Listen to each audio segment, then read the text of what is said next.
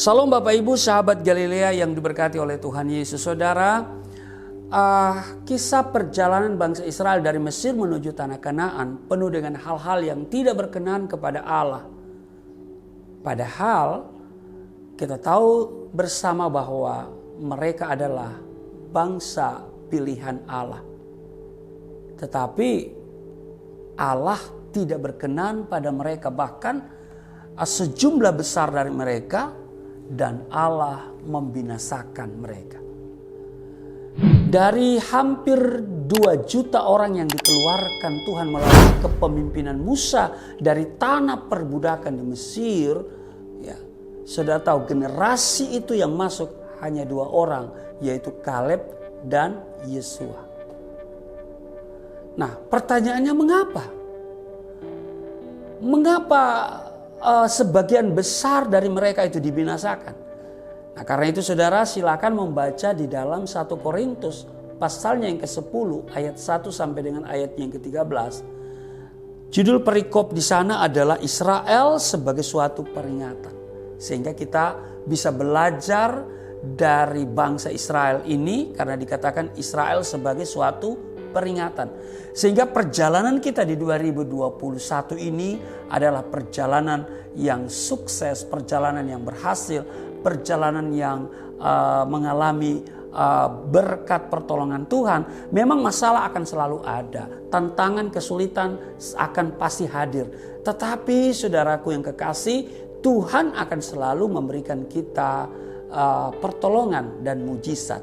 Nah, karena itu saudara, ada 4 perkara yang menyebabkan Allah tidak berkenan kepada bangsa Israel dan mengapa Tuhan ingin membinasakan mereka. Yang pertama saudaraku yang kekasih, kalau kita baca misalnya di dalam 1 Korintus pasal 10 ayatnya yang ke-6 dikatakan begini, semuanya ini telah terjadi sebagai contoh bagi kita untuk memperingatkan kita supaya jangan kita menginginkan hal-hal yang jahat seperti yang telah mereka perbuat. Di ayat 7 dikatakan begini, dan supaya jangan kita menjadi penyembah-penyembah berhala sama seperti beberapa orang dari mereka, seperti ada tertulis, maka duduklah bangsa itu untuk makan dan minum, kemudian bangunlah mereka dan bersukaria.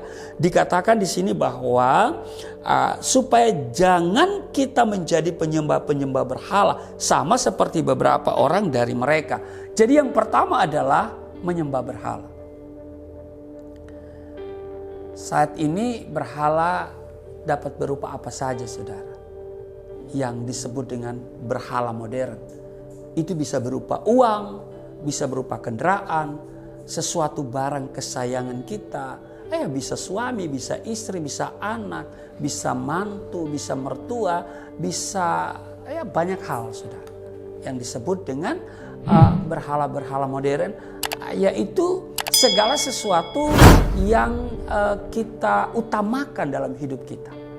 Bahkan kalau saudara baca di dalam 1 Samuel pasal 15 ayat 23, kita melihat bahwa kedegilan atau tidak mau dengar-dengaran atau keras hati juga adalah sama dengan penyembahan berhala. Saudara periksa di 1 Samuel pasal 15 ayat 23. Jadi yang pertama saudara adalah menyembah berhala. Maka di 2021 kita hanya mengutamakan Tuhan. Amin. Kita hanya prioritaskan Tuhan. Jangan pernah posisi Tuhan tergantikan dengan yang lain. Amin. Yang kedua, melakukan percabulan. Nah, dikatakan di sini, janganlah kita melakukan percabulan seperti yang dilakukan oleh beberapa orang dari mereka, sehingga pada satu hari telah tewas 23.000 orang. Wow, saudara. Ya, ini sebuah peringatan kepada kita. Amin. Nah, di zaman akhir ini, saudara, kita perhatikan bahwa ada banyak keluarga yang tidak menghargai akan pernikahan lagi. Suka gonta-ganti pasangan. Tetapi dengar baik saudara, Allah sangat menghargai setiap pernikahan. Sehingga Allah membinasakan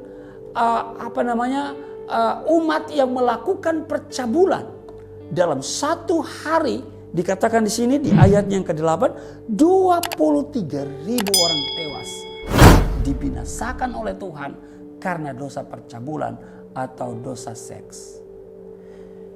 Yang kedua, yang ketiga, dikatakan di sini yang ketiga, ayat 9, dan janganlah kita mencobai Tuhan seperti yang dilakukan oleh beberapa orang dari mereka sehingga mereka mati di pagut ular.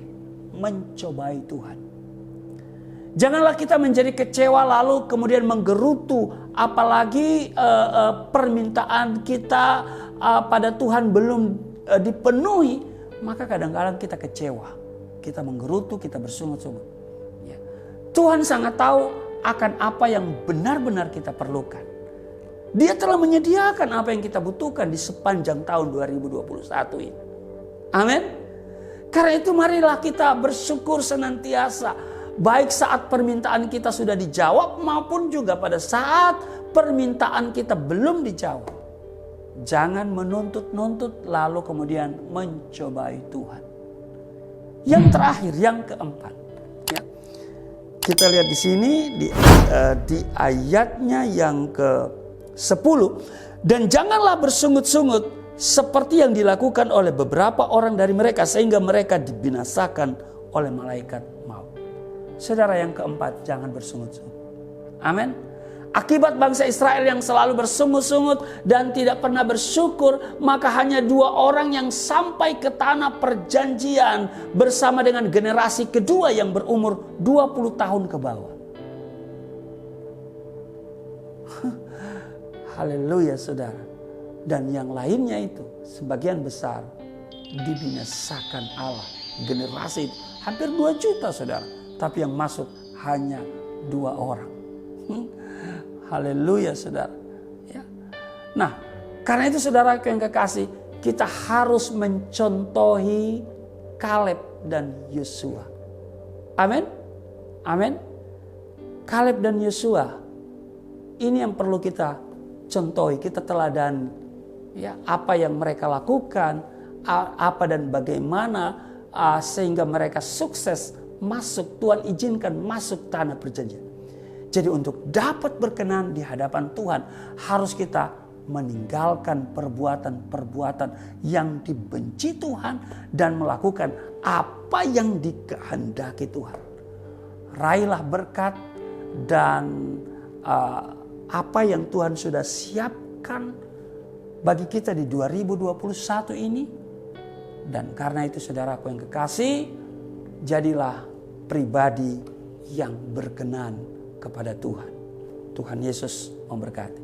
Mari kita berdoa. Terima kasih Tuhan, kami belajar dari bangsa Israel. Sebagian besar Tuhan binasakan, walaupun notabene mereka adalah umat pilihan. Tetapi mereka mengecewakan Tuhan sehingga mereka tidak berkenan kepada Tuhan. Karena itu kami belajar untuk tidak bersungut-sungut, untuk tidak mencobai Tuhan, untuk tidak melakukan percabulan, untuk tidak menyembah berhala modern yang hari-hari ini kami tidak sadari. Tetapi biarlah Engkau yang menjadi nomor 1 dan terutama di dalam kehidupan kami. Roh Kudus menolong kami di dalam nama Tuhan Yesus. Haleluya. Amin.